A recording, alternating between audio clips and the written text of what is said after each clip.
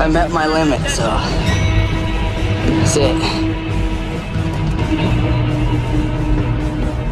You sure you want to be here? Yes, I do. Are you absolutely sure? I'm positive.